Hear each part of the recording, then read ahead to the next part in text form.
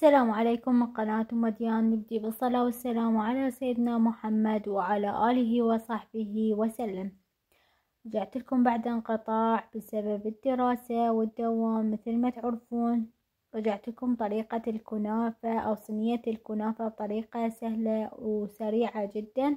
هنا المقادير عندي. هاي كنافة أو شعرية الكنافة موجودة بكل الأسواق. راح أنعمها. هنا محضرة الصينية دهنتها بالزبد وهذا الخليط، وعندي مكعب من الزبدة ونص كوب من الدهن الحار، وعندي هذا الخليط الأبيض اللي تشوفونه هنايا.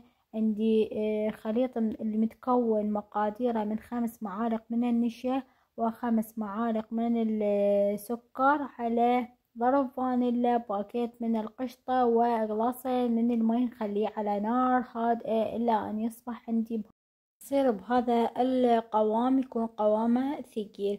والحشوة الكنافة حسب رغبتكم، هي أنواع الحشوات. هنا راح أضيف الزبد ودهن الحر، أهم شي دهن الحر اللي يحبونه. أضيف نكهة كلش طيبة للحلويات.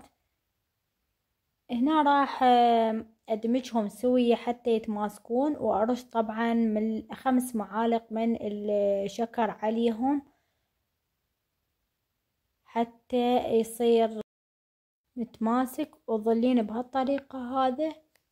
وراح أقسمه قسمين، قسم طبقة الفوق وهذا القسم الطبقة الجوة. أغطي الصينية بهالشكل، أوزعها بحيث تتغطى كل الصينية، وأكبسه بإيدي حتى شكل لي طبقة وحدة. راح أضيف الحشو. من بعدها أضيف بهالشكل هذا، وحتى يكون طبقة وحدة هيجي أسوي مستوى واحد،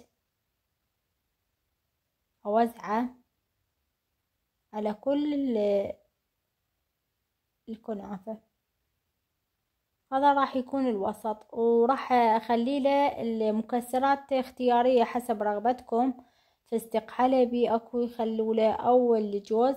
أنا أفضل الجوز، كلش طيبة تصير نكهتها بالجوز.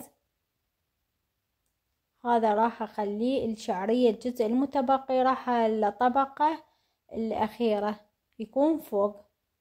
راح تصير بيناتهم هاي الحشوة والجوز، وغطيته هاي الطبقة النهائية. راح أكبسه.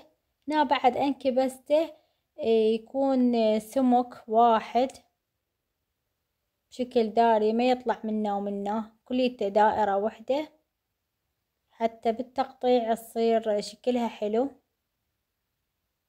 راح أدخلها الفرن.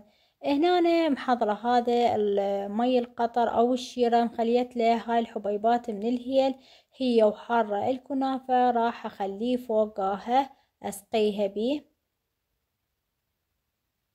أوزعه من الوسط والأطراف بالكامل.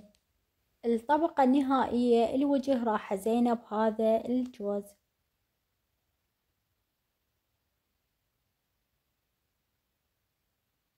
هذا شكلها النهائي. وصلنا نهاية الفيديو. أتمنى تجربون الطريقة وتعجبكم. لا تنسوني باللايك والشير. دمتم في أمان الله.